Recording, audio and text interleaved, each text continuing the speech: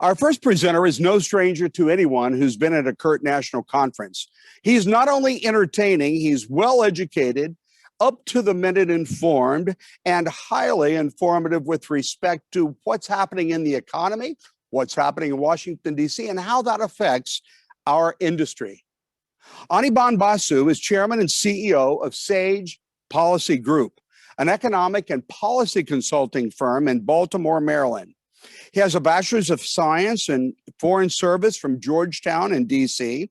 He received a master's of public policy from Harvard University's Kennedy School of Government, a master of art in mathematical economics from the University of Maryland. He's a CPA and an attorney, so he's got all the marks against him. Seriously, though, we are pleased to welcome you, our friend, Mr. Anirban Basu. Anirban, welcome. Righto, thank you for having me, Greg, and everybody else at CURT. It's a pleasure to be with you today, and I'm going to talk about the economy. I believe this is a 90-minute session, so I'm going to leave some time, plenty of time for Q&A. I need to be able to share my screen, so if the folks who have control of these things can allow me to share that screen, I would be most privileged to do that. Right now, I am not able to share my screen. It says host disabled screen sharing. Right? Here we go. I see progress here. This is beautiful. And let's go. Let's do it. So hopefully you can see my screen. Every word that came. Oh, Greg, I can hear you too. But hopefully everyone is doing okay out there, and we're going to talk about the construction economy, of course, and the broader macro economy. My presentation today is entitled Anirban Basu and the Chamber of Data. Again, please think about what questions you'd like to ask me as I go through these materials, because I will be taking your questions and attempting to answer them as I go through these materials. It is a Harry Potter themed presentation. You will see that theming throughout this webinar, whether you like it or not. I hope you don't hate it. Thank you again to Greg for that very kind introduction, and thank you again to CURT for inviting me. Now, I think we can agree that the single most influential factor shaping the economy right now and the behavior of financial markets, commodity markets, and other things we'll talk about today is COVID-19. So let's talk about that. Now, this is a shared global experience, and you know, even though it was a shared global experience, various nations responded to the crises in various and sundry ways. Various states responded differentially to the crisis, and various households have responded differently to the crisis. So we've had, despite this shared experience, this shared pandemic, a lot of differential outcomes. We have, of course, been prisoners of our homes in many cases, and that has been a primary factor shaping economic outcomes. But again, economic outcomes have diverged across the world. So this is data from the International Monetary Fund. This is estimated growth for 2020. I'm actually going to show you actual numbers behind this in the next slide. But in this case, green is good, because green means growth. And despite the fact that there was this pandemic through 2020, there were some nations that actually expanded economically, including the second largest economy in the world, China. But you'll notice it was not alone.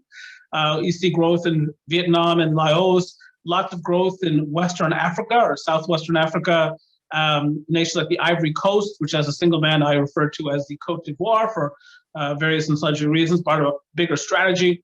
Egypt, so on and so forth, east of the Caspian Sea, Turkmenistan and Uzbekistan, and in the New World, Guyana, South African nation, so on and so forth. But much of the world here in red, and red here is bad. The United States shrank economically. You can see Europe shrank economically. Much of the world shrank economically. But there were, as I say, some nations that pursued one of two strategies.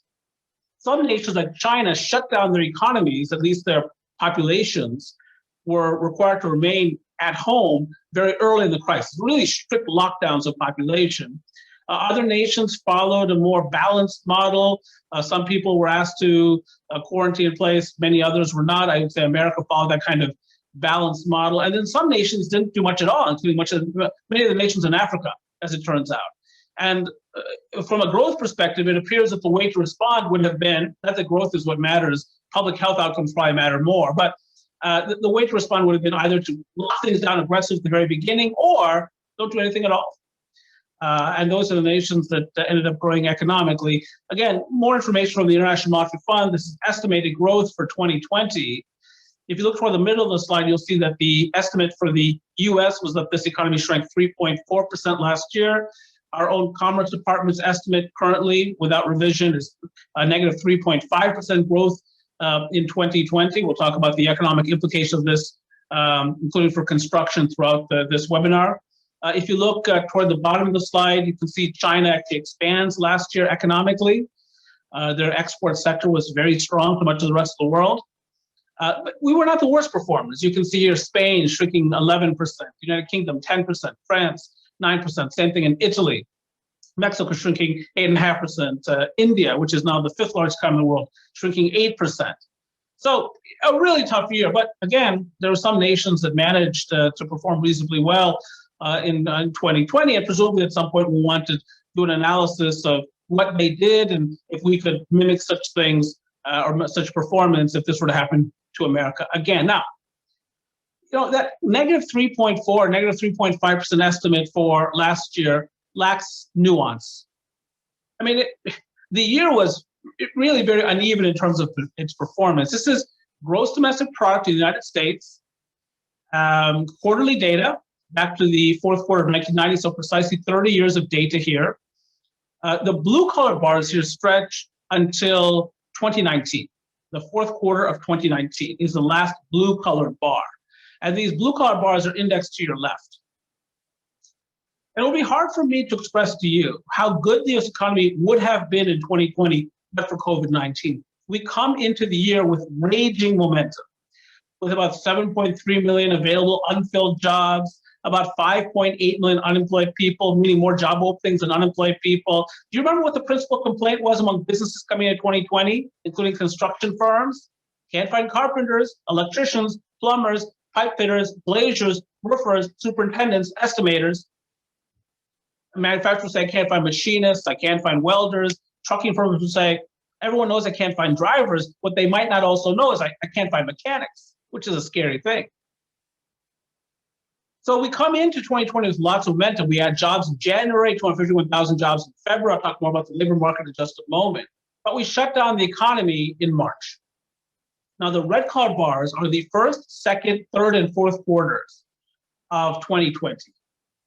And these are indexed to the right. And yes, we come into the year with momentum, but the last 3 weeks of March are so bad, it takes the entire first quarter down with it.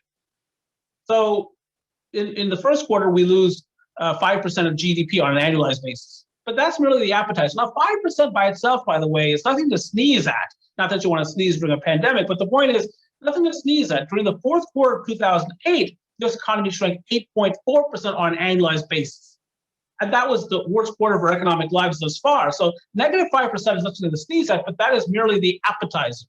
For during the second quarter, the US economy shrinks 31.4% on an annualized basis, which is why I have to bifurcate the vertical axes, which sounds and is excruciatingly painful, because if I try to graph a number of that magnitude, a lot of these other vertical bars simply disappear. Now, look what happened during the third quarter. During the early phases of the recovery, there was this great debate among economists and others. What would the early period of recovery look like? Would it be U-shaped, L-shaped, Nike swoosh, square root, check mark, hockey stick? It was a V. V for vibrancy or vitality or some restoration thereof. Where during the third quarter, you can see here the US economy bounces back 33.4%. Now that momentum that we enjoyed during the third quarter has waxed and waned. By the fourth quarter, the US economy was growing only 4% on an annualized basis. And we'll talk more about this lost momentum throughout this webinar. But again, this shows the enormous recuperative powers of the US economy, its ability to repair itself quickly. And we'll talk more about this, as I say, as we go through the webinar, because we're trying to get toward a 2021 into 2022 forecast ultimately. But even with the growth in the third and fourth quarters of last year, the US economy was still smaller, to the tune of 3.5% than it was in 2019. And there are many implications to a shrunken national economy. One of them, of course, relates to the labor market, which has changed massively in the interim. So let's talk about that. Now, same setup here, but this is monthly jobs in America. Same setup. Now, the blue-collar bar stretched until February of 2020. February of 2020. So February of 2020 represented the 113th month of economic growth in America. And during that 113-month period, this nation added 22 million net new jobs. We drove the nation's rate of unemployment down to 3.5%. That was a 50-year low. You'd have to go back to December of 1969 to find unemployment as low as it had been pre-crisis. And just to give you a sense of how long ago that was, the Orioles were good back then. That just gives you some sense of how historic that economic run-up was and how much momentum we had coming into this pandemic. And some economists actually thought we might be able to get through this without a recession. The notion being that the U.S. economy was an irresistible force, but that irresistible force meets an immovable object, and that object, of course, is COVID-19. So the blue-collar bars, again, are indexed to the left-hand axis. The red-collar bars begin with March of 2020 and are indexed to the right-hand axis.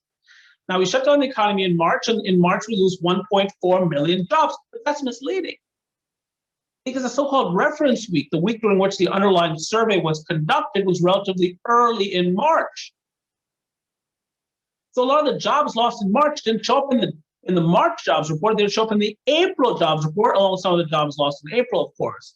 And in April, we lose 20.8 million jobs. And that's why I had to bifurcate the vertical axes here, because if I try to graph a number of that magnitude, a lot of these other vertical bars simply disappear. So do the math on that. Between March and April, we lose 22 million jobs, precisely the number of jobs we added during the previous 113-month winning streak. An economist surveyed around that time by the Wall Street Journal, mostly economists who work for large U.S. financial institutions, but also some prominent academics, collectively projected that we would lose 8 million jobs in May, adding to our collective misery. But we did not lose 8 million jobs in May. We added 2.7 million of them, followed by 4.8 million jobs in June, 4.8 million jobs in June, 1.8 million jobs in July added, 1.5 million jobs in August, 711,000 jobs in September, 654,000 jobs in October, 336,000 jobs in November. But you can sense, you can see in the slide, that the momentum is fading. Right? That correlates with the reduced rate of growth we saw in the fourth quarter vis-a-vis the third. And by December, I'm sorry to say, we're losing jobs again. In December, we lose 227,000 jobs. I'll talk about why this happened, why we could not continue the momentum that we saw starting in May, along many dimensions. Now, we just got the January jobs report last Friday, and in January, we had 49,000 jobs. But I have to tell you, in an economy this big, 330 million Americans, 49,000 is not different from zero. It's basically zero. And indeed, if you break down the numbers further, it looks even worse. So of those 49,000 jobs added, 43,000 were in government, only 6,000 were in the private sector. Again, the notion being that the private sector portion of the economy has hit stall speed. It's not growing very rapidly anymore. In fact, along some dimensions, it's now shrinking. I'll show you more data on that in a second. Here's more. We added more than 80,000 temporary jobs in January. So if you subtract out the temporary jobs, the number of full-time jobs added was actually negative.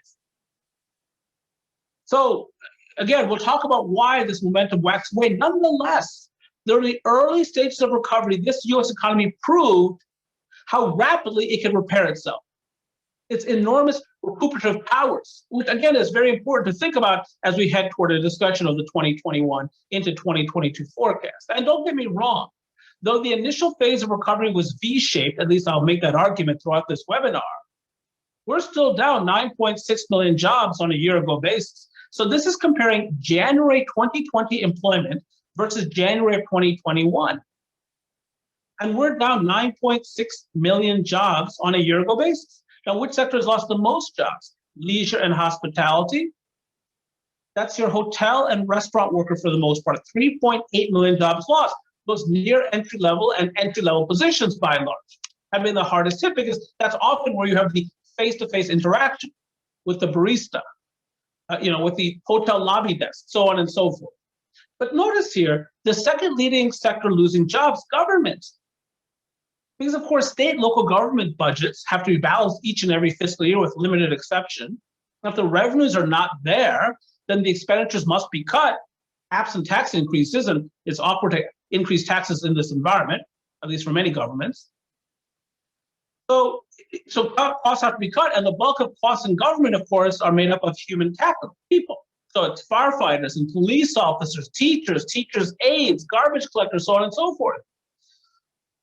Now, you will notice that every segment of the economy lost jobs. One of the things that you're going to hear a lot about in the next few years is socioeconomic equity across ethnic and racial lines, but other lines as well. So the entry-level workers or near entry-level workers were walloped. For instance, folks in leisure and hospitality. The highest wage segment is financial activities, which lost the fewest number of jobs. But again, every major sector of the economy hit hard. Here's another way of looking at it. This is in percentages. So the worst of the job loss was between February and April. Again, in March and April, we lose those 22 million jobs. So what this says is that between February and April, the category called leisure and hospitality lost about 49% of its jobs, almost half of its employment. That is a shock to the system. The category called financial activities lost 3.1% of its jobs. Now, which sector do we have most interest in today? Construction, of course. I'm speaking to a group of construction users. Now, construction early on in the crisis actually lost a fair number of jobs, 14.6% of its jobs. You say, how could that be, Anirban? Was it not deemed to be an essential industry? It was deemed, in at least much of America, to be an essential industry. But there are all kinds of issues here keeping jobs going. There are lots of project postponements, project delays. There were supply chain issues. So we saw this result transpire. Now, what I kindly ask this audience to do is to memorize these numbers, because I want to juxtapose these numbers against the ones I want to show on the next slide. So this is February through April. This next slide is the same setup, except now I'm showing you job losses between February and January of 2021. So you can see leisure and hospitality, which had lost almost 49% of its jobs between February and April. By January, that loss since February is down to 23%. Still massive, but again, some evidence of that rapid clawing back of some of the jobs we lost during the spring. Construction, which again had lost 14% of its employment, is now down 3.3% in terms of employment on a year-ago basis. And I'll show you lots of construction data as I go through this material. But again, who has lost the most jobs? Entry-level, near entry-level workers. Who has lost relatively the fewest jobs? Well, financial activities is the highest wage sector in the economy. They lost the fewest. That category called trade, transportation, and utilities toward the bottom includes Jeff Bezos and Amazon, by the way. So the e-commerce revolution and that boom is largely encompassed by that particular segment, which helps explain why that segment hasn't lost even more jobs. I'm actually going to talk a fair amount about retail trade going on because, of course, one of our sets of construction users are developers of shopping centers and the folks who maintain them. So now let me show you some regional economic data. This is employment growth for the 25 largest metropolitan areas in America. Now, it's a mistitled slide, that's for sure, because there's no growth here. Every one of the largest 25 metropolitan areas in the country is down in terms of employment on a year-ago basis. Again, comparing December of 2019 employment levels versus December of 2020, the January data are not yet available for states and metropolitan areas. So that's why I'm showing you December to December. But some regions lost fewer jobs. Some regions preserved more of their pre-existing employment base than others. Who's at the very top of the list? Dallas, Fort Worth, Arlington, Texas, which lost about 2.1% of its pre-existing employment base December to December. Who's the governor of Texas? Well, that's Greg Abbott. Greg Abbott has been one of these governors very keen on trying to keep his economy open. And number two here, Phoenix, Mesa, Scottsdale. Who's the governor of Arizona? That's right, it's Doug Ducey. Doug Ducey, again, one of these governors very keen on keeping his economy open. And number three, Atlanta, Georgia. Who's the governor of Georgia? You got it. It's Brian Kemp. Brian Kemp was the first governor in the country to reopen his economy, happened on April 20th of last year. So some governors have been focused on the economic and employment outcomes. Other governors have been more focused on the public health outcomes. At the very bottom here, Detroit, Michigan, losing not quite 11% of its pre-existing employment base. It's the governor of Michigan. That's right, it's Gretchen Whitmer. Much of the news last year. Detroit, of course, was an early stage viral epicenter. At number 24, New York Metro, who's the governor of New York. That's right, it's Andrew Cuomo. And then of New Jersey, it's Phil Murphy. Again, reasonably intense about keeping their economy shut down. At number 23, San Francisco, who's the governor of California, the wildly handsome Gavin Newsom, himself to be a Hollywood actor, but again, very aggressive in keeping that economy shut down.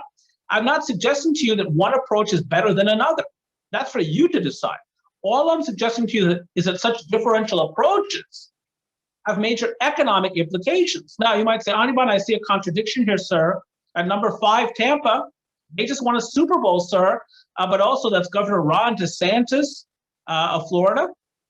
Again, one of these governors very keen on keeping his economy open, in many ways responding to the crisis by not responding. But at number 22, Orlando, same state, same governor, Anirban. What gives? What gives is the structure of the Orlando metropolitan area economy, which is about theme parks, retail, trade, leisure, and hospitality. It's about in-person experience, not about remote work. So these results prevail. But again, job loss everywhere, but public policy has made a massive difference, as has, of course, the economic structure of these various regional economies. Unemployment. As I said a moment ago, unemployment starts the crisis at 3.5%. By April, we're at 14.7%. That was not the standard prediction coming into the year, I have to tell you. Then we came, as I say, into the year regional with momentum, and for the most part, we really didn't hear about the virus until very early in 2020. So it did not shape those late year 2019 forecasts. In any case, here I'm offering you some additional granularity. I'm showing you male unemployment in blue and female unemployment in green, and overall unemployment in red. Now, during the previous economic downturn, men suffered relatively more, in large measure because of all those jobs lost in construction. Construction lost 2.3 million jobs in the period of its downturn. Manufacturing lost about 2 million jobs during the period of that downturn, or its downturn. So male unemployment surges. This time was different. It was about daycare centers and salons, retail, trade, leisure, hospitality. Women were more impacted, generally speaking, also by remote work, and many moms left the labor force. Some fathers did too. It just happened to impact women more than men. The fact that children were at home, remote learning, and therefore people had to give up their jobs or the opportunity to look for one. In any case, by April, while the overall unemployment rate is 14.7%, for women or adult women in America, it's above 16%. For adult males at that time, it's less than 14%. Now you can see here, however, the progress that's been made. By January, the nation's unemployment rate is down to 6.3%. And if you flip this line upside down, and why on God's green earth would you do that, is because in this instance, less is more. The lower the number, the better. So if you flip this line upside down, you would see the letter V. Again, for vibrancy or vitality, not a complete V. We're not back to where we were. It's an awkward V. But again, it shows you that under the right circumstances, this economy can bounce back from this type of supply shock very, very quickly. And again, that I think informs the 2021 economic outlook. Now, unemployment is still high. We've suffered lots of business failures. One of the implications of that is government intervention often, or policy intervention, whether by monetary policymakers or fiscal policymakers. The ministry has spoken. To date, we've had 3 major rounds of stimulus. The first one was signed by Donald Trump on March 27th, the Coronavirus Aid, Relief, and Economic Security, or CARES Act. That was a $2.2 to $2.3 trillion stimulus package. That included your direct payments to Americans at $1,200, of course, but also stepped up unemployment insurance. That was a big deal, including during the summer. Earlier last year, for much of last year at least, the federal government was offering a $600 a week unemployment insurance supplement on top of state unemployment insurance benefits, so that those people who qualified, or 68% of those people who qualified for those unemployment insurance benefits, were making more on unemployment than on the job. So one of the complaints you might have heard last summer from retailers, restaurateurs, and others, maybe even some contractors, was difficulty trying to get those workers to come back to work once the economy was reopening because they were making more being unemployed. In any case, this package included that, as well as money for businesses. That was paycheck protection. Now, less than a month after that, some more money is going to paycheck protection. We get another stimulus, but then for many months, no additional stimulus was passed.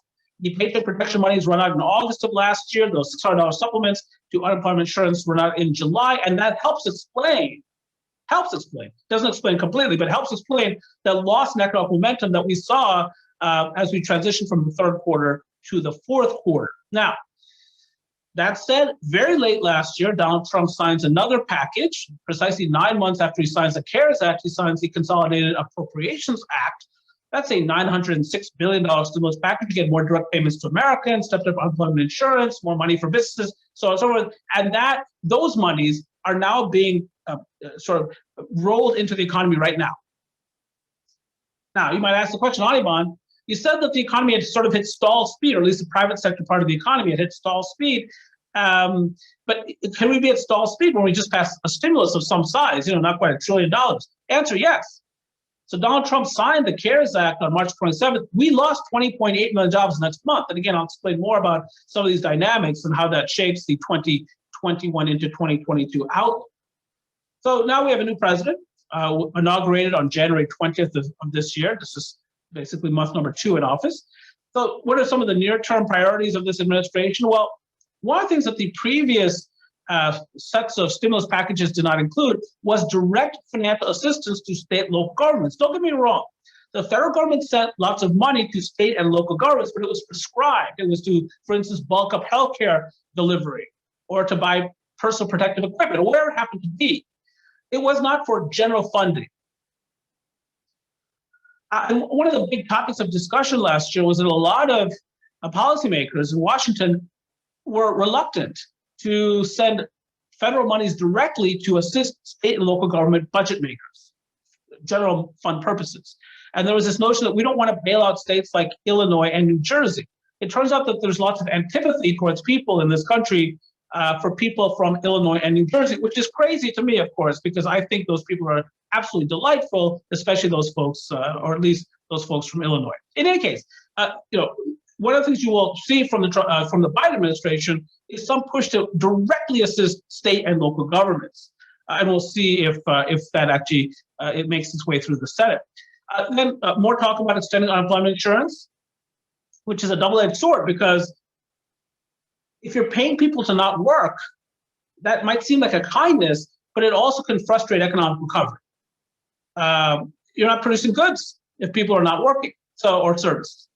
And then more money probably for Main Street business and entrepreneurs. And by Main Street, I think he has in mind very much retailers and restaurateurs, as opposed to every other segment in the economy. In any case, some of the short-term ideas, and again, some of this is embodied within the $1.9 trillion package proposed by the Biden administration. The Republicans have come up with a number closer to $600 billion. I know you've heard this.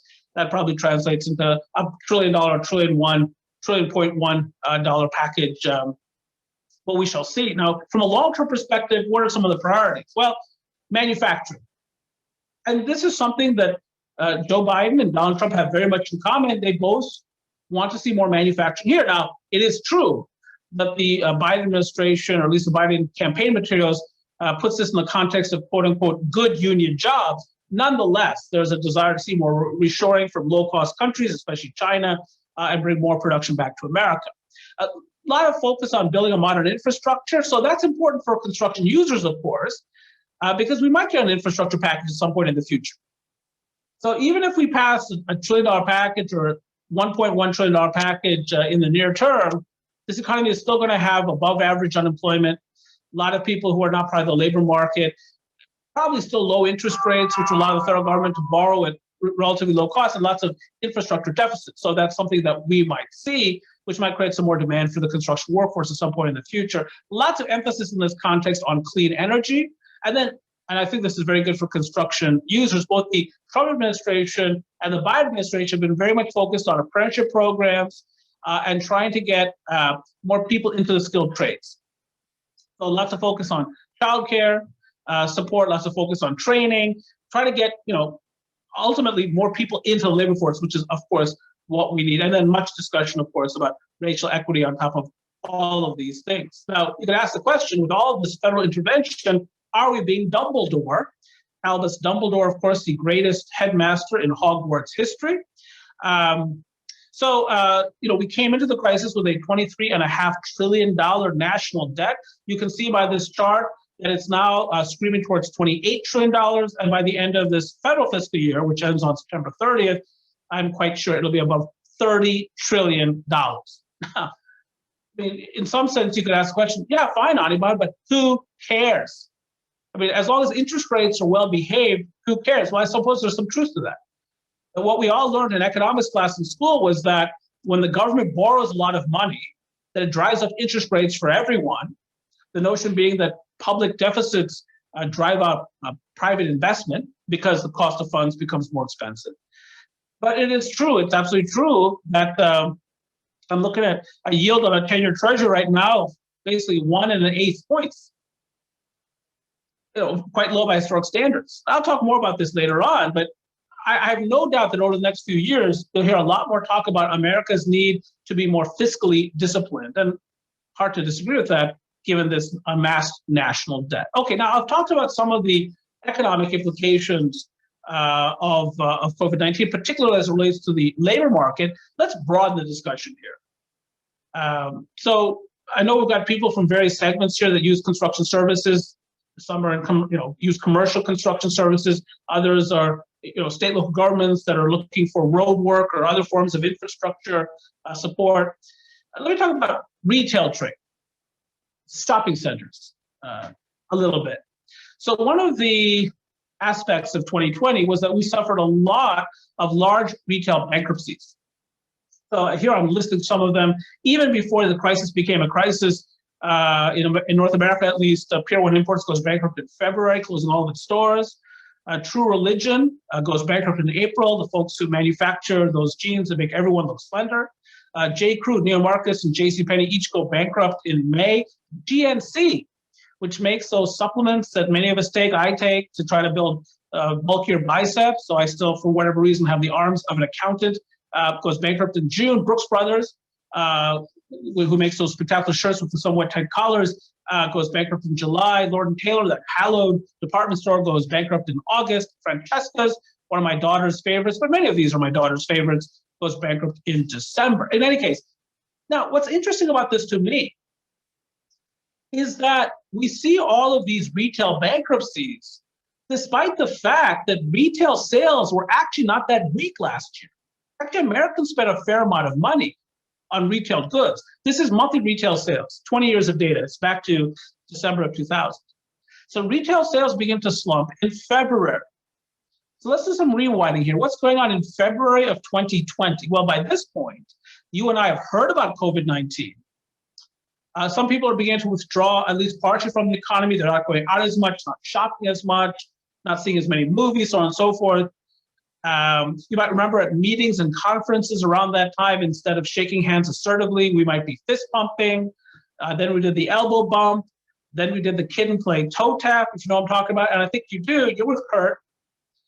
But then in March and April, retail sales fall off the table. But lo and behold, what do you see here? You see that V-shaped recovery here. Just use your imagination. Look at the slide. By May, retail sales are surging ahead. Now, again, let's do some rewinding here. What's going on economically? And again, this is all meant to inform us about the 2021 outlook. So what's going on is the previous president signs the CARE Act on March 27th, the CARES Act on March 27th. Money starts pouring into American households, stepped-up unemployment insurance benefits, $1,200 checks. But it's not money easily spent, because the malls are closed, the theaters are closed, the restaurants are closed. So the U.S. savings rate takes off. Money is bottled up on U.S. household balance sheets. As we start to reopen the economy in late April into May and June, depending upon the part of the economy or part of the nation we're talking about, those savings become expenditures, retail sales take off. By June, retail sales are above their pre-recession peak, and that progress lasts through about September. But by October, retail sales are no longer growing, and if you look at the slide here, you'll see that in November and December, they shrink meaningfully. And again, you could make the argument that the U.S. economy is back in recession. The first one began in February. According to the National Bureau of Economic Research, I would say it ended in May or by May. The second one began, I think if one in fact began November, December, maybe January of this year, you can see here the economy is backsliding. In terms of jobs, if you look at the last two jobs reports, we've lost jobs on net between those two jobs reports. You can see the loss of momentum in retail trade. Now, how do you reconcile the fact that retail sales, going back to the previous slide, the retail sales actually were weak for a couple of months, or 2-3 months, and yet we saw all of this mass, large-scale retail bankruptcy? How do you reconcile that? Well, who won 2020? This is U.S. retail sales by category. December 2019 sales versus December 2020. Who won? The internet. Online sales won. Jeff Bezos won. Amazon won. He made so much money, he doesn't have to be CEO anymore. I think he could retire if he wanted to, seriously. But there were some other winners in the retail category. Building material and garden supplies dealers. That's your Home Depot and your Lowe's. Why? Because people put more amenities into their homes because they're spending more time at home. So it made sense to supply more amenities to the home. Sporting goods, hobby, book, and music stores. What's that about? The sale of Peloton bikes, for instance, or those weights that people use to try to get bulky. The GMC supplements. That's my approach. In any case, the point is, lots of people amenitize the homes because they couldn't go to the gyms, so they put more exercise equipment in their homes. Now, where do you see the loss in terms of retail sales volume? Food services and drinking places. Now, most human beings refer to that as restaurants and bars, but we economists refer to that as food services and drinking places, which is why many of us have never been on a date. Electronics and appliance stores, what's that about? Well, that includes computers, and it's quite typical now to buy a computer online. So that is a reflection of the shift from brick and mortar sales to online sales, and then clothing and clothing accessory stores. Because we're not in each other's presence, so we don't have to buy as many clothes or even wear as many clothes. I mean, question for you, am I wearing pants? You don't know, and I'm not telling. So this helps to reconcile why we suffered so much retail bankruptcy when retail sales in the aggregate, at least, were not that weak. And True Religion and Lord & Taylor and Brooks Brothers and JCPenney and J. Crew, I mean, they sell a lot of apparel. And that was one of the sectors that really got hit hard. Now, here's the thing. A lot of what's going to happen going forward is going to be based on consumer response. And we've seen some surveys that make me a little bit nervous because, a lot of people say, even after I'm vaccinated, I still won't feel safe. I still don't want to go out. So we'll see if that turns out to be true. Now, because things have been changing so quickly, often it's not been sufficient to simply wait for the monthly or quarterly data. People have wanted high frequency data. Here's some high frequency data for you. This is US restaurant reservations. It comes from OpenTable. So the green line here is the year-over-year percentage change in restaurant reservations. And it's a reflection of how willing people are to go out and engage the economy in a traditional fashion, a brick and mortar fashion. So you can see here by March and April, we go down to negative 100%, which is, the most that you can go down. No reservations. Restaurants are shut down, except for, of course, delivery, for instance, or maybe takeout. Now, my staff created this slide. They're mostly in their 20s and 30s, and they took the vertical axis down to negative 120%. I need to tell them, once we get back into the office, that the most you can go down is negative 100%, but set that aside. That's an internal SAGE staffing issue. You can see here the rapid bounce back in restaurant reservation activity by May as the economy is reopening, and then you can see really quite strong progress by the middle of June. But then what happens? Things flatten out. Why? Summer surge in infections. That's Florida, Georgia, Texas, Arizona, Southern California, and other parts of the country. And so people become reluctant to transact, to engage the economy. Now, by late July, we start to see infection rates fall again. And then you can see another surge. You see the big peak or the middle of the slide, that's Labor Day. So when there's a big occasion, like a 3-day weekend, people have been shown to be willing to engage the economy. But then what you see after Labor Day, things flatten out again, and then worse on a year-ago basis. What's going on? The third surge, the post-Labor Day surge in infections. So now, there's some spikes there that you see there. There's one spike there. It's December 23rd. It's Christmas, the day before Christmas Eve. Then you see another spike there. That's New Year's Eve. That's December 31st. It's almost back to year-ago levels. Here's the thing. When people have an occasion to engage the economy, they engage. They set aside fear. And then toward the very end, you see another spike recently because of a 3-day weekend. But generally speaking, we're way down in terms of restaurant reservations, more than 40%. So it shows you that this economy really has hit again stall speed with some exception. Now, let's talk about the data in which you have most interest today as stakeholders of Current. Real estate and construction data. So that's where I'm going to talk about this. Now, in Hogwarts, in the school featured in Harry Potter, there are 4 houses, and every student is allocated to a house. It could be, Gryffindor or Hufflepuff. Now, I'm from Baltimore. So wizards from Baltimore are always, without exception, allocated to Ravenclaw house. That's who I am. Now, there's, wizards from Pittsburgh are always in Slytherin. And I don't make up the rules. That's just the way it is. Okay. So, but in any case, let's talk about the housing market, and then I'll talk about non-residential real estate and construction. So one of the aspects of 2020, and there were many of them, was that it brought mortgage rates down even further. Interest rates generally fell in response to monetary policy and shifting global financial dynamics. So this is an indication of that. Here I'm showing you two interest rates of interest, the 30-year fixed mortgage rate in blue and the 50-year fixed mortgage rate in red. And what it shows is how low mortgage rates have been and continue to be.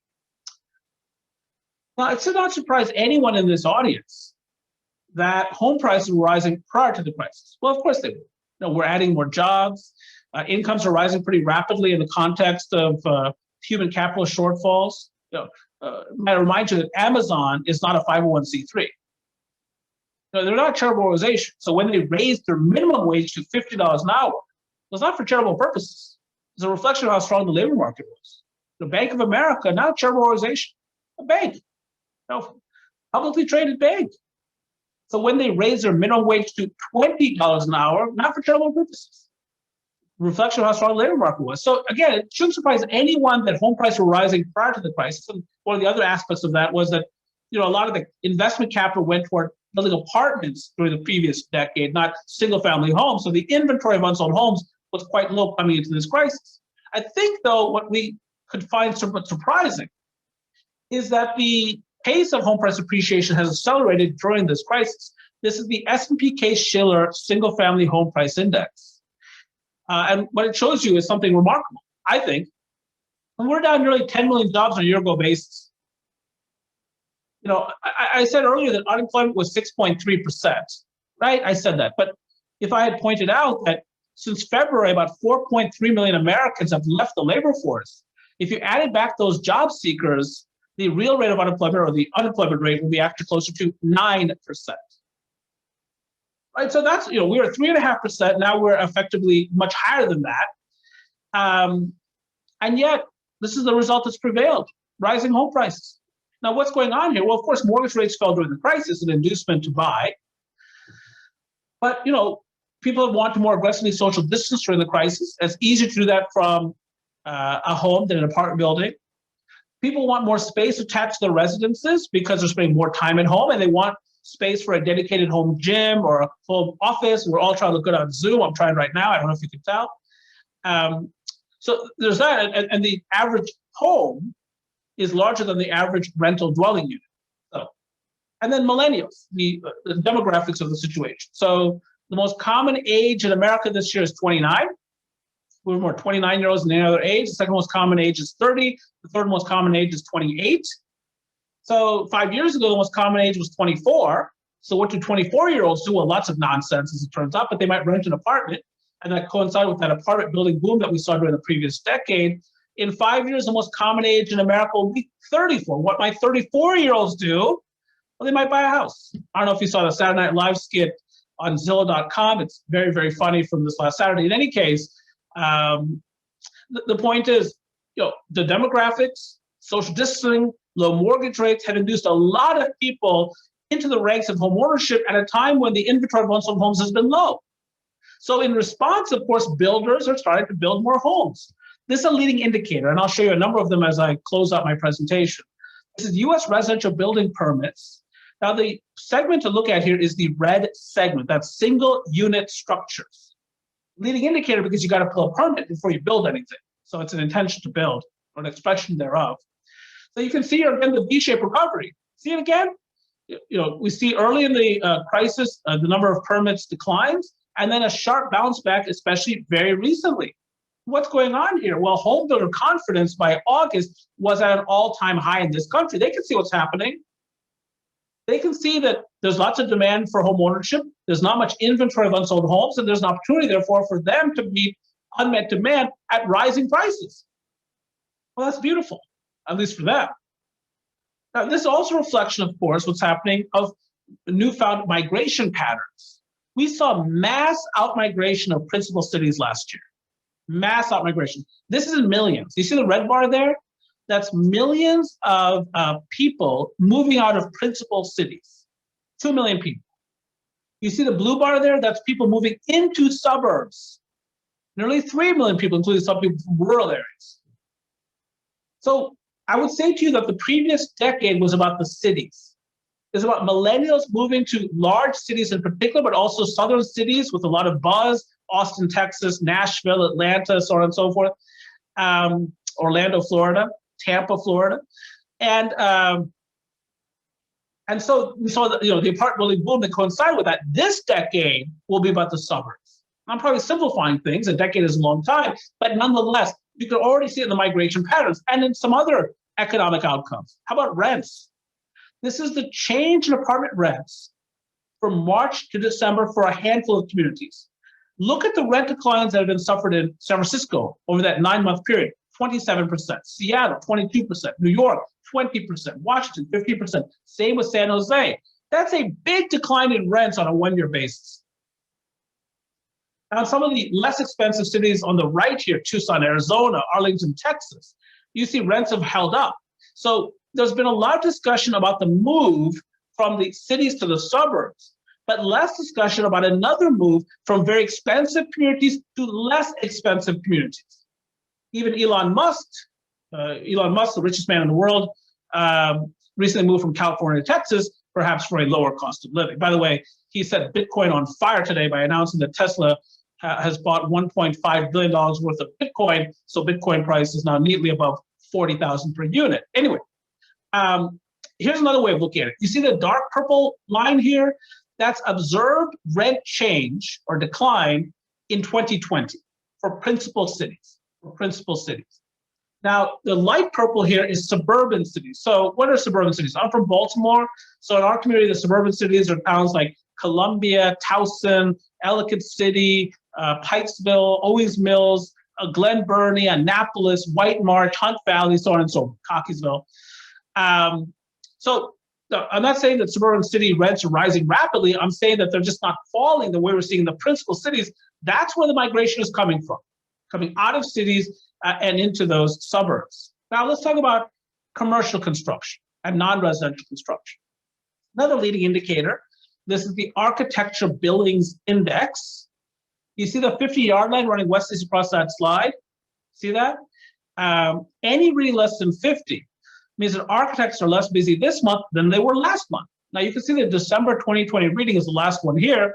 And in December, architects were collectively less busy than they were the previous month, but the previous month, they're less busy than the month prior to that, and so on and so forth.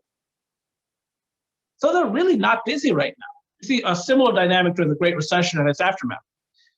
So the notion of this as a leading indicator is very simple. If architects are not busy upstream, contractors are less likely to be busy downstream, at least those contractors that work on projects involving architects, like people in the lodging segment, shopping center segment, office segment, apartment building segment. And indeed, we have seen some decline in non-residential construction spending volume. Now, I've complicated this slide by too much, but this is non-residential construction put in place. It's spending. So, we've been in decline for quite some time now in terms of spending. And in fact, I'll show you this in a moment, but non-residential construction spending is down nearly 5% on a year-ago basis. One of the things I should have mentioned earlier in the presentation is that you might think, well, look, we've lost all these construction jobs. We've suffered this loss in terms of demand for construction services based on the reduction in construction value put in place. As a construction user, my guess would be, therefore, that these contractors don't have those human capital issues that they suffered coming into the crisis. It's easier to find workers. It's easier to keep workers. Well, that might be true. But one of the things that often happens during these construction industry downturns is that construction workers who are dislocated often leave the industry altogether. So I'll give you an example here. A lot of construction workers lost their jobs during the Great Recession, and actually starting before the Great Recession, starting around 2006. And so the Census Bureau did a study of what happened to construction workers who lost their jobs during the Great Recession and found that by 2013, 60% of those dislocated construction workers had left the industry altogether, either because they found jobs in other industries, logistics, energy, whatever it happens to be, retail, or because they retired altogether. So my very strong belief is because not enough young people enter these construction trades, that despite this setback in non-residential construction activity, it will still be the case that many contractors will have difficulty cobbling together sufficient workforces, but we shall see. And of course, we'll see what happens during this current administration with respect to those apprenticeship programs and creating more supply or more people entering the skilled trades. Now, part of what shaped the downturn that we observed in non-residential construction spending is a function of how much we're building and what we're building prior to the crisis. So as defined by the U.S. Census Bureau, there are 16 categories of non-residential construction in our country. All are listed here, and these horizontal bars represent the percentage change in construction spending for the 5-year period spanning from December 2015 to December of 2020.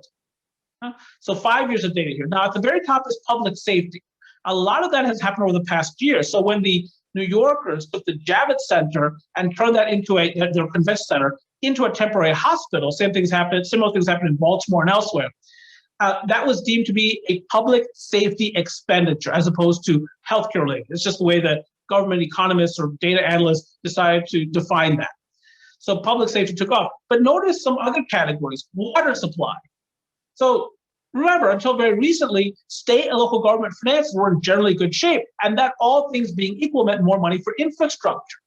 And because construction has been deemed in much of the country to be an essential industry throughout the crisis, and because contractors came into the crisis with lots of backlog, and those public project work, that public work continued apace. And so, in some of these public categories, I'll show you that in the next slide, spending has still been pretty strong. But here's the thing, office at number 3. We built a ton of office space just before this pandemic. Class A plus space. And now what do we have? The specter of remote work. So here's the thing. Here's what we've learned during the crisis. We knew that people could work remotely, but the conventional wisdom coming into this crisis was as follows. As an employer, I can allow my folks to work remotely, and I will save real estate costs in the process. I won't have to lease as much office space, but here's the issue: I will lose productivity.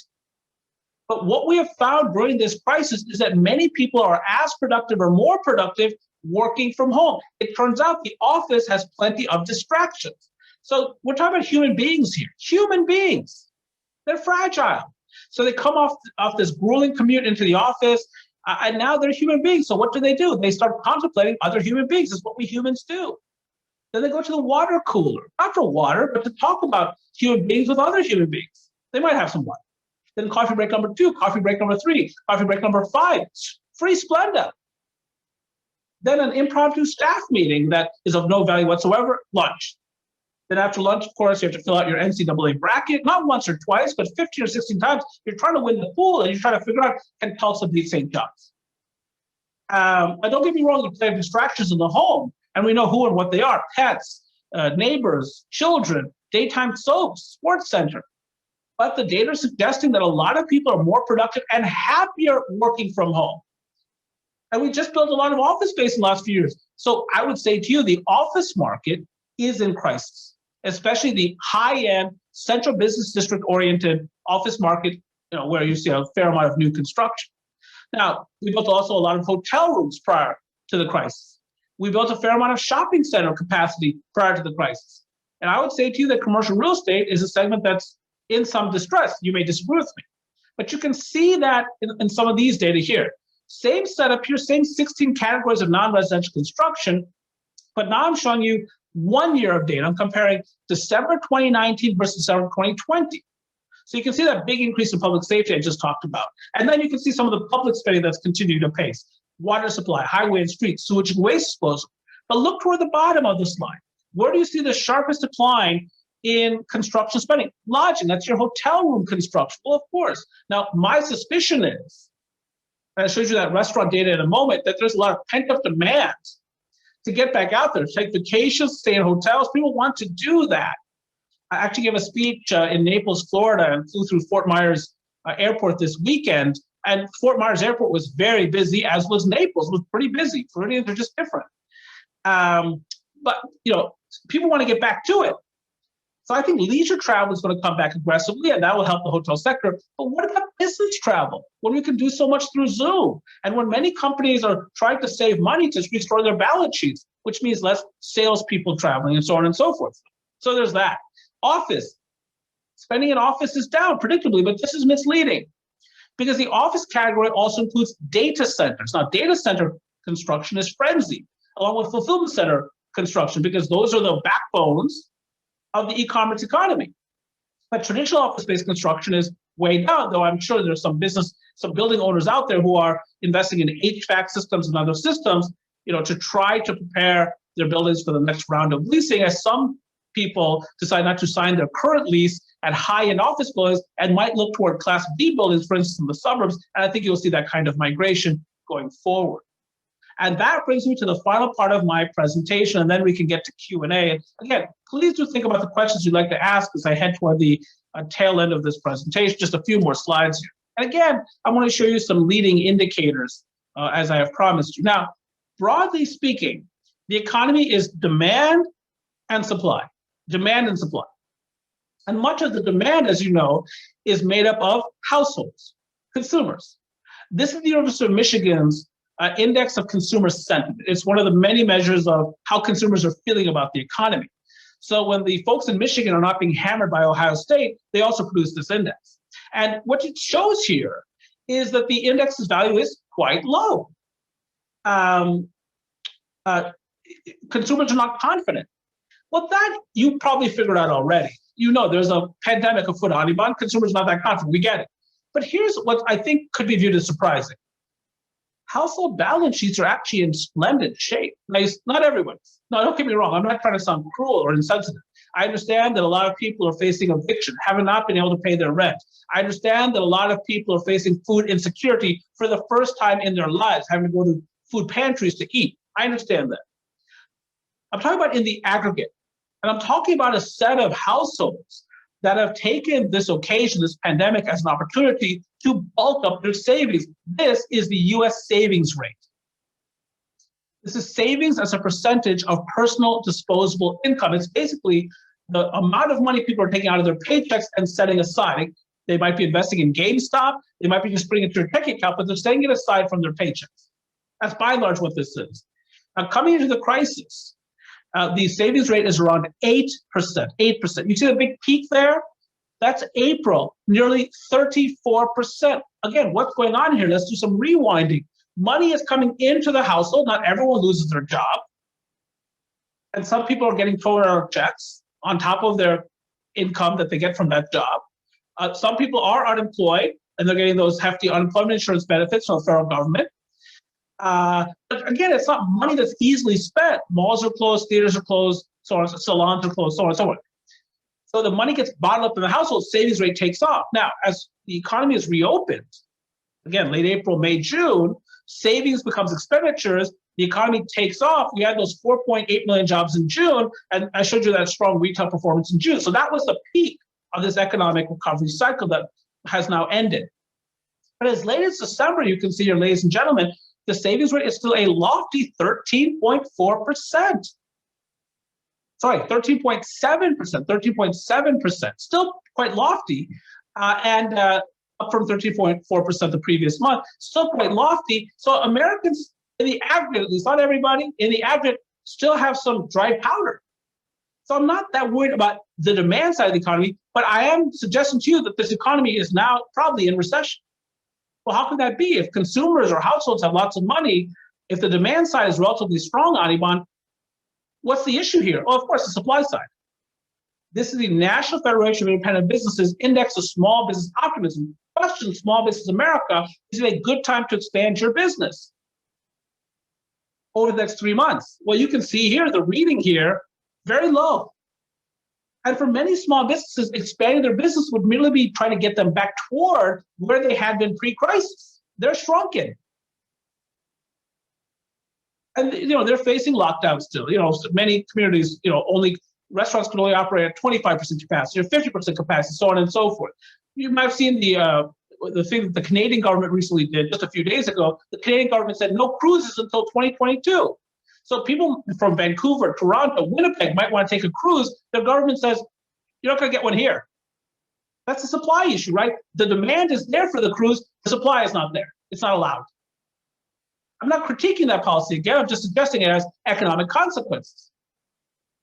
So that's why this economy is still locked up. We're still in the midst of this third viral surge. Now, what does all this mean for the 2021-2022 economic outlook? Well, let's talk about that. Now, I think we would agree that COVID-19 is a one-of-a-kind episode in American history. I mean, we could talk about polio in the 1950s. We can talk about the 1918 Spanish flu, but this is different. And the economy is different from what it was back then. And I would say, actually, the economy has been better able to handle this than we could have in the 1990s pre-internet. Can you imagine? With those download speeds that we had back then?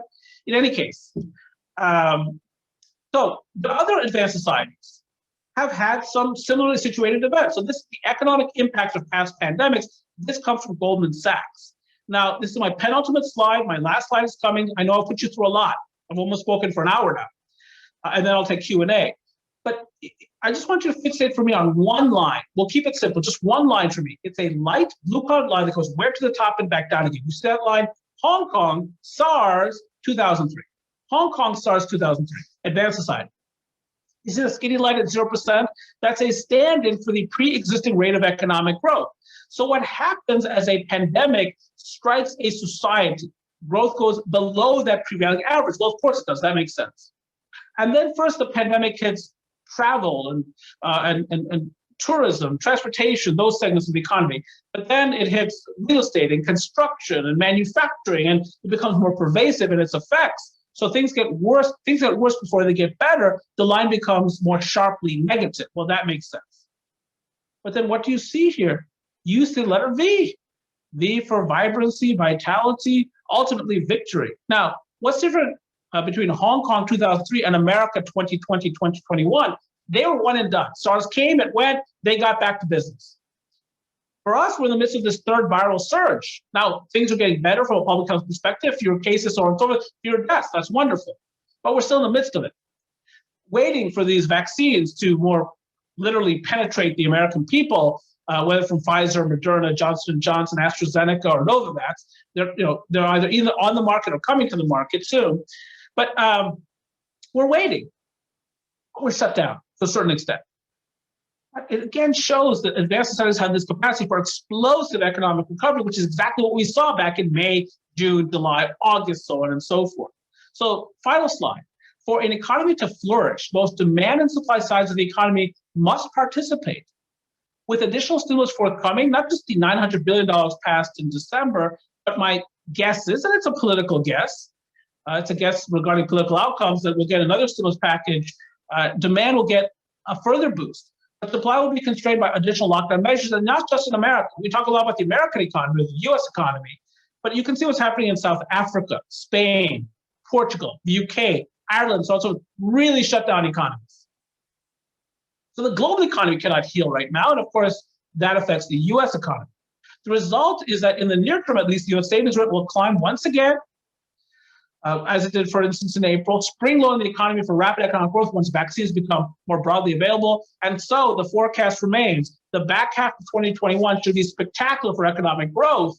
And therefore, you need to watch out as construction users, because you might be susceptible to some real inflationary forces going forward. Some of you might remember what happened last summer with softwood lumber prices. Some of you might remember what happened with meat prices back in April and May. So when you've all of a sudden got a surge in demand and a lot of disrupted supply chains, and we have a lot of disrupted supply chains right now, and there will be a surge in demand later in the year, you might see a surge in steel prices, aluminum prices, softwood lumber prices, oil prices, so on and so forth. That is possible. So you need to think about that perhaps as you're thinking about your budgets for construction and when to negotiate arrangements with contractors. And furthermore, there will be a day of reckoning as deficit hawks come back into fashion. I was taught in economics, there's no free lunch. And by the way, there's no free lunch today either. As it turns out, we're here remotely. You'll have to hit Kurt up for a free lunch next year. In any case, and so at some point, I presume that we're going to have to pay for this national debt and all this deficit spending. And at some point, the bond market is going to revolt, and those bond vigilantes will come back out in force. That's not this year. That's not a 2021 story. My prediction remains: first half of the year quite weak for the economy. Second half of the year, brilliant for the economy, setting the stage for a much stronger 2022 economic performance and more demand for construction services. With that, thank you very much for the opportunity. I will turn to Q&A now, if that's in fact what people want me to do. Greg, is that what you want me to do? Yes, thank you very much, Anirban. It's always good to hear you, and you're always good for a very informative and entertaining presentation. Thank you so much. We're going to do some Q&A now, and the way we're going to do this is you have your chat box, obviously, and the chat box is a typical Zoom's chat box. You simply write your question into the chat box, and Greg Palmer will read that question from the control room here at our studio, and Anirban will give the answer, or at least his opinion of the answer. We've got plenty of time for this, and I think we've got plenty of questions already lined up in the queue. But Anirban, let me start off first, if you wouldn't mind.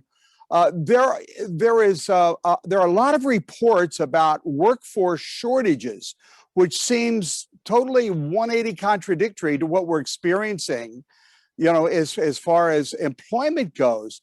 How do you reconcile these workforce shortages in the construction industry with still, fairly concerning unemployment numbers? Thoughts? Oh, yes. I mean, here's the problem. We have this massive skills mismatch. We had that coming into the crisis. And so the issue is very simple. We haven't trained enough young people for the construction trades. We've seen a massive decline in labor force participation. The adult labor force participation rate in this country is 61.4%. Our labor force is down by 4.3 million people since the pandemic began. We have never had enough workers. Contractors have somehow had to get by. And then when you suffer so much dislocation, for whatever reason, when construction workers become dislocated from the economy, they have a tendency to leave the industry altogether. The impact of previous years of immigration policy probably shaped some of these outcomes as well. So we just have not trained enough electricians and plumbers. And by the way, in some communities, the average electrician is now 55 years old. So you can imagine in the next 5 to 10 years what this looks like in terms of retirement. We're just not producing enough young talent in these segments. I know a final comment on this. There's all this talk about this disappearing American middle class. And if you look statistically, you could make the argument that the middle class is smaller than it used to be. That's true. But we have millions of middle class jobs that go begging each and every day. A good welder in this country can make high 5 figures and maybe even low 6 figures. We don't have enough welders. We don't have enough truck drivers and carpenters, electricians, plumbers, pipe fitters, my goodness, estimators, superintendents. So we need more labor force participation. We need more young people to think about their financial futures, to try to take up some of these middle income jobs. Somewhere out there, some kid in college is struggling with the Greek philosophy, who would be perhaps the greatest carpenter in the world, but just doesn't know it. So in any case, we have to expose more young people to these occupational categories, and the fact that they compensate well and offer good benefits, and they're filled with dignity, and you actually see what you're producing. Okay, I think we have some questions that have come in the chat box.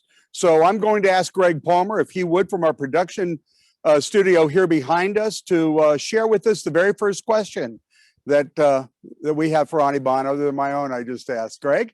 What is your prediction on the value of the US dollar moving forward into 2021, especially since we do not have the gold standard and they continue to print money at will? Right, so that's a very good question, and thank you for that question, Greg, and thank you for the previous one, Sam. So look, here's what I think about this. The dollar has been weak of late, it's true. We have created lots of money supply. The Federal Reserve has blown up its balance sheet past $7 trillion during the course of this crisis, it's true. But the dollar is still the best house in a really bad neighborhood. Think about the other currencies in this world. What are they? Obviously the Chinese renminbi, but the problem is that is controlled by policymakers. It can't be the reserve currency of the world. People don't feel comfortable, at least global banks don't feel comfortable holding that as a reserve currency. How about the Japanese yen? Well, the yen has been a bit stronger against the dollar recently, but it's supported by an economy that isn't growing very rapidly over time and a shrinking population. What about the English pound? Well, first of all, there are not enough English pounds in circulation to serve as the reserve currency. And moreover, the English economy has had even more difficult during the pandemic than the US economy. What about the euro? Well, Europe is in very bad shape right now, and it's not clear that the euro will even be in its current state in, let's say, 10 or 15 years. It's actually a very young currency, only about 20 years old. So when you look at the amount of Canadian dollars and Swiss francs and so on and so forth to serve as sort of that global business or commercial currency. So at the end of the day, what would I say? Yes, we've misbehaved in terms of dollar policy, but it is the best house in a bad neighborhood. The dollar will continue to play a central role in global finance and the conduct of transactions. And so I think actually at some point later this year, the dollar will bounce back at least to a certain extent. It's been weak recently. I think you'll see a reversal of that later this year. Thanks, Anirban. I think we have another question as well. Greg? How much of the big city migration is due to recent social unrest? In other words, burning of buildings, rioting in the cities versus people seeking lower cost of living? And that's a really good question. Look, I don't think much of it, believe it or not. I know that we saw some awful images. Look, I'm from Baltimore. We had some really bad days in 2015. April 25th and April 27th of 2015 were really harrowing days in Baltimore. But we were seeing outmigration from the city prior to that, and the pace may have picked up a bit after that, but not really. And when I look at a place like Manhattan, for instance, where lots of population come out of Manhattan, Manhattan did not have ultra-violent demonstrations during the crisis. Chicago did, Portland did, but not necessarily Manhattan. And so I think folks in Manhattan still feel pretty safe. No, I think that a lot of this is not because of unrest. I mean, that's part of it. I can't ignore that. But a lot of this is because people are striving toward home ownership and larger residences. And a lot of those opportunities for home ownership and larger residences are in the suburbs, along with some of the better school districts in many communities as well. So, yeah, I think the unrest is added to that, but it's not a principal factor. That's my view. Anirban, I have a question, if I may, and that is, I know you do consultation work with lots of major national associations that are involved in the construction industry. In spite of the reality that you described for it, what is the sense of the contractors and subcontractors, maybe even some of their union folks, when it comes to their degree of confidence in our industry moving forward into 21 and even into 22? Are there some unfounded fears that you're seeing expressed, or is there a fair degree of confidence based on what you've shared? No, I think there's a fair amount of fear. So one of the things I do is I'm the chief economist for the Construction Financial Management Association, basically the organization serving the controllers and CFOs of construction firms around this country. And one of the things we do is each and every quarter we do a survey. We call that survey the Confindex. And the recent Confindex survey suggests a lack of confidence broadly among construction financial professionals. And what is going on here? Well, first of all, a lot of those construction professionals work in the commercial segment as opposed to the residential segment. If you're in the single family home building sector, you feel just fine about the world. But if you're in commercial construction, the construction of office buildings, hotels, shopping centers, apartment buildings, you have an issue because we are moving toward home ownership, because there is outmigration to the suburbs, because we already have lots of vacant office space in place. We have lots of shuttered restaurants, malls that are set to close. We just have too much space, and that truncates the demand for future construction. So I would say that a lot of these construction professionals, whether in finance or CEOs or whomever they happen to be, construction industry leaders, are nervous right now, and they should be, because they know that lending standards have tightened up during the crisis, that we have this overhang of commercial space. If they operate in the healthcare sector, the industrial sector, meaning manufacturing, warehousing, if they build data centers, they're fine. But a lot of these other segments that tend to be larger in size, they're going to struggle for years to come. That's my prediction. So as a follow-up question also, what are the most telling potential disruptors of where we are now with an industry? What could present itself in such a way that changes the landscape and the outlook for our industry this year and into 22? Where are the risk factors?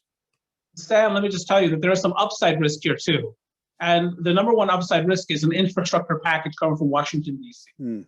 We are in the midst of this global competition with the Chinese, two largest economies in the world, two most powerful sides in the world. And the Chinese believe that they're about to supplant us as the world superpower, leading superpower, that will be in short order number 2 in this world. And one of the ways for us to counteract that is by addressing our infrastructure deficits very aggressively. And if we get a package out of Washington, D.C. that starts putting more money into roads and bridges, into leaky electrical grids, into wastewater treatment systems, into water systems generally, into high-speed rail, into other forms of infrastructure, obviously that very much alters the trajectory of construction. It also alters the trajectory of America. And so that's the upside risk. What's the downside risk? The downside risk is that interest rates take off because we're having all this dislocation, even though the cost of capital is low. With all this leverage in our society, all this corporate debt, yes, it's true that people have been saving out of their bank account on the one hand, but they've been taking out new mortgages and student loans with the other. And of course, the state and local governments and underfunded pensions on the national debt. You put it all together, small increases in interest rates can do a lot of damage to this economy.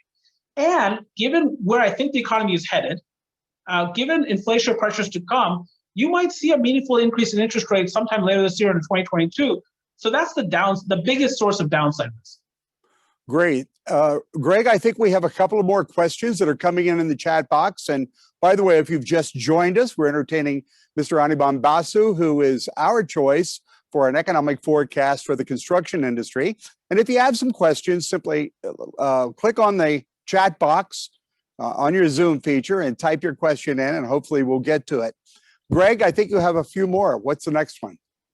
It's anticipated that both taxes, corporate and personal, as well as inflation, will both increase under the new administration, perhaps quite dramatically. How do you see this affecting non-residential construction over the next 5 to 10 years? Well, look, let's say that happened. Let's say that we got a major increase in capital gains taxes and some meaningful increase in some marginal income tax rates and other tax rates. Look, we also run these massive deficits. So at some point we're going to have to start acting with some discipline here. But in the short term, obviously that would soften the economic recovery. It would not be good for financial markets. Financial markets, of course, have done very well. It would not be good for investor confidence. It wouldn't be good for aggregate demand, including for new space. That's obvious. Now, here's the thing, though. When I look at financial markets, notice that the Dow Jones has risen since inauguration. It's sitting at 31,276.38 as I'm speaking to you, up 128.25 points for the day. I don't think the market has built in the expectation of significant tax increases, especially capital gains. Otherwise, it would not be behaving this way. They know that the Senate is 50-50, 51-50 if you consider Kamala Harris as a tiebreaker, but they also know that there's some conservative Democrats among those 50 Democratic senators. Actually, there's 48 Democratic senators, 2 independents, Angus King and Bernie Sanders caucus with the Democrats. But there's 2 in particular Democratic senators who are very conservative, quite conservative. Kristen Sinema out of Arizona, quite young, born in 1976, and then Joe Manchin out of West Virginia, who's the most conservative of the Democratic senators. And we're not going to get hyper-progressive policy coming through the U.S. Senate. It's just not going to happen. So I just don't think that we should expect significant tax increases. We might see some modest tax increases, a la what happened under Reagan, as Reagan traded massive defense budgets for some ability for Democrats to raise taxes in 1986. But I don't think we're going to see anything major. So I don't worry about that quite as much. I do worry about the other part of your question, interest rates, because interest rates can be very volatile. You might remember what happened in 2013 with the so-called taper tantrum, but we have a lot more leverage in this economy than we did back then. And given that, again, small increase in interest rates could make a big difference for commercial construction and other non-residential construction sectors. Thank you for that. Greg, another one, please. Rising material costs and major inputs have occurred in the last few months: steel, cement, lumber. What is your hypothesis about what will occur with these costs in the coming year and trade policy overall in the U.S.? Yeah, so I think a lot of the increases we're going to see in oil prices has already happened. Oil prices are not quite $60 a barrel now in North America, and some of that is just gamesmanship. It's OPEC truncating supply and taking barrels off the market and pushing prices higher. But at some point, these OPEC nations are going to break ranks, and once they see $60 or $65 for a barrel of oil, they're going to start producing freely because it benefits their own country. OPEC be damned. But Is it possible that we'll see major price increases in copper, tin, steel, aluminum going forward as global demand surges later this year? Oh, I think absolutely. They say that the cure for low prices is low prices. What does that mean? When prices are low, businesses have less incentive to invest in new supply capacity. Why? Because prices are low. And so because of that lack of investment supply capacity becomes somewhat truncated. And if you have a surge in demand after a period of low prices, what do you get? All of a sudden, the emergence of much higher prices. Is that possible later this year? You betcha. And in fact, we saw some of that during the third quarter of last year when you saw steel, aluminum, and other commodity prices surge as the global economy was off to its first recovery that's since softened. But if I'm right that this next one is going to be even bigger in magnitude because we'll be vaccinated as a world and thinking about having herd immunity, then you can imagine, much more prolonged and larger increases in commodity prices going forward. And again, that's one of the reasons I sort of spelled that out specifically to say that folks who buy construction services and folks who deliver construction services need to think about that potential volatility as they enter into contractual obligations. Great. Thank you, Anirban. Another question, please, Greg. Based on the foregoing data, are there any specific recommendations you would make to owner organizations to prepare for a post-COVID world in terms of strategic asset planning? Yeah, I think, the key is obviously to think about how to best use capital. That, there have been some assets that have been devalued by this crisis. I mean, I really believe that hotels that serve business customers by and large have been devalued. A lot of those hotels are in central business districts. A lot of them surround airports and they have large conference center and meeting spaces. I just don't see that segment bouncing back very quickly. By contrast, hotels that serve leisure customers, for instance, beach resorts, those kind of things, I think are going to bounce back massively later this year. So, so the key is this: what assets are in the portfolio? And if you believe in some of these mega trends and business travel has been forever changed, then why would one want to be sitting on that kind of asset? If you think that the demand for central business office space is not going to be what it was, why would you sit on that kind of asset? You'd want to shuffle the portfolio a bit. So I think that this is a period where firms should aggressively shuffle their portfolios and move into those growth sectors, the fulfillment centers, the data centers, that kind of real estate, suburban hotels, suburban apartment buildings. Those are the kinds of things that are going to hold up the best. So that's my advice from a real estate perspective, in terms of an owner perspective. And that also feeds into what to construct. So this is not a great time to build the fanciest office building that has ever been created in downtown Baltimore. I would not do that right now, unless you get some kind of really great, incentive. I just don't think that's where the demand is going to be. What is your expectation regarding current discussion around student loan forgiveness to encourage individuals to pursue Greek philosophy degrees rather than carpentry? What can we do to impact that outcome? Right. So, and I do not want to cast aspersions that Socrates, Plato, or Aristotle, very valuable work there. Well, Socrates actually never wrote a book, but it is true that we probably could benefit as an economy and in our struggle to retain global preeminence, a rebalancing of the workforce so that more people study carpentry and pipe fitting and electrical work and turn into mechanics and machinists and welders as opposed to Greek philosophy majors. So, look, we have $1.6 trillion outstanding student debt out there. There's a push to have much of this forgiven, which of course just fall back on the backs of the taxpayer. In my mind, some of that's unfair because there have been a lot of people who've paid back their student loans. And so they've paid back their student loans, and now you're allowing others, who have taken those same loans to say, well, you don't have to pay that back. Well, I mean, how is that equitable? I mean, it's the same people who push for this always talk about social equity. Well, then let's go for social equity then. In any case, we need the market to respond in a certain way. So what I would hope is that instead of having so much government support for the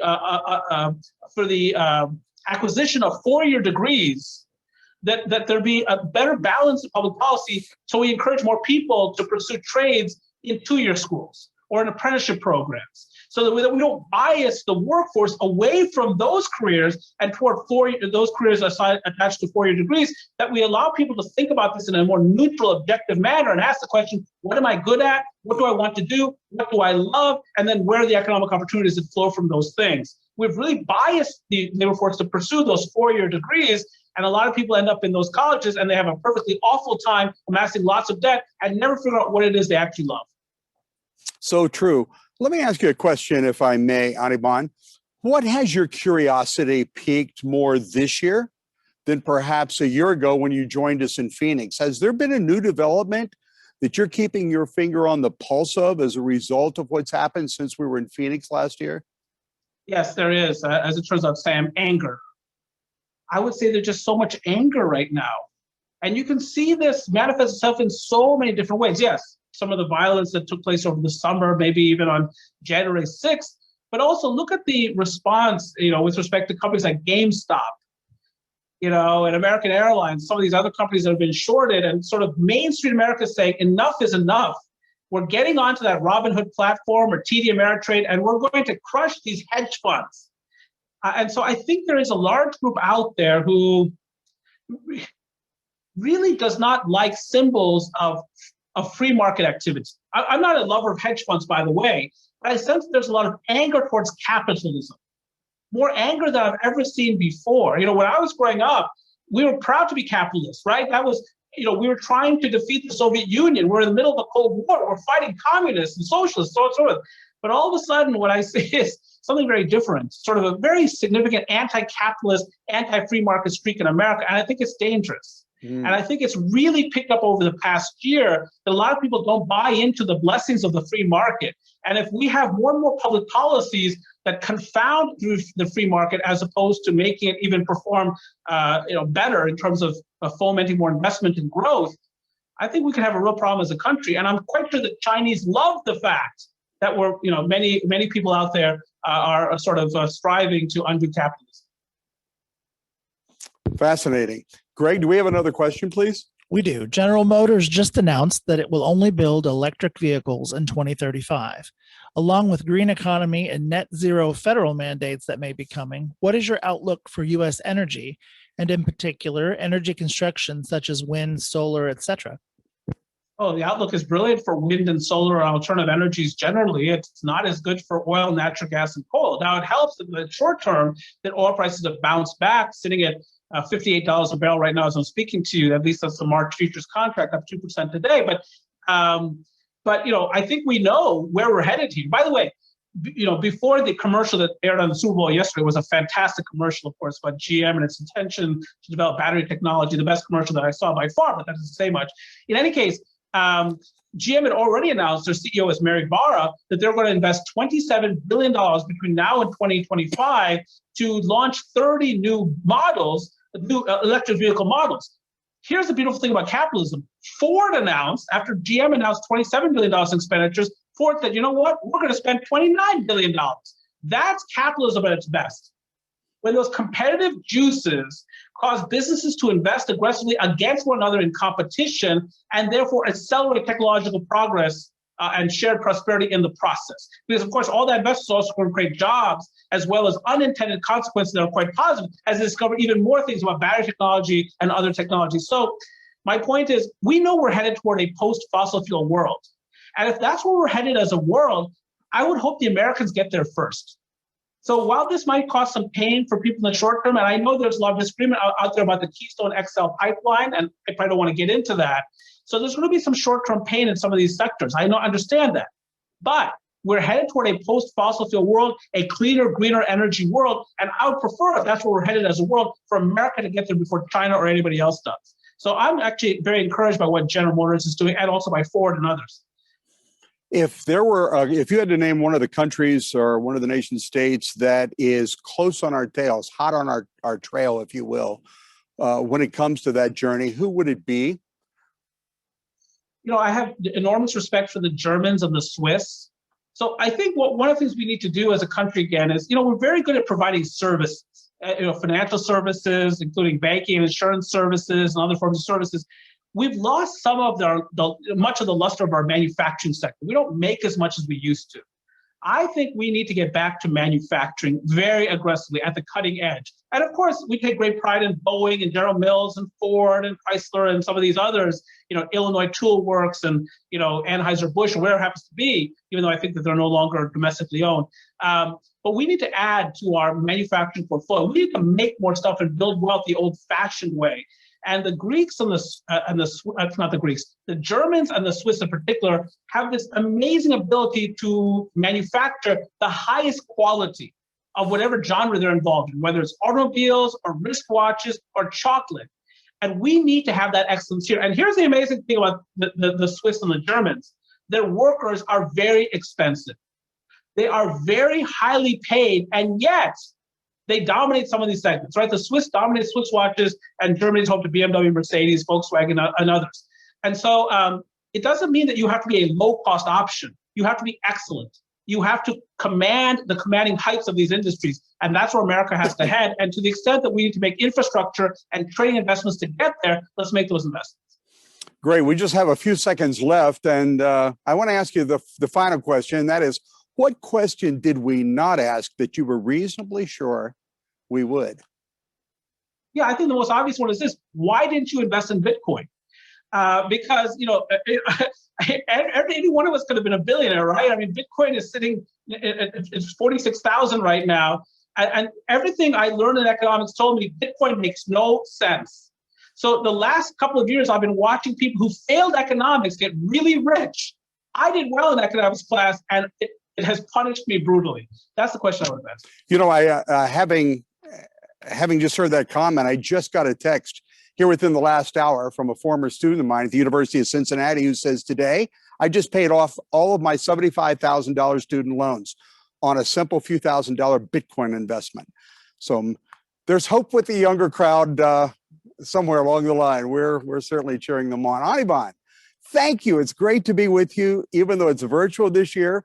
We'll invite you back next year, I'm sure. It's good to be with you. If you asked a question and you did not get a chance to have it aired, please go ahead and send it to Anirban anyway. His contact information is in the app, and he is so gracious to answer the folks from the Construction Users Roundtable. Anirban, thank you once again for an enlightening and fascinating presentation.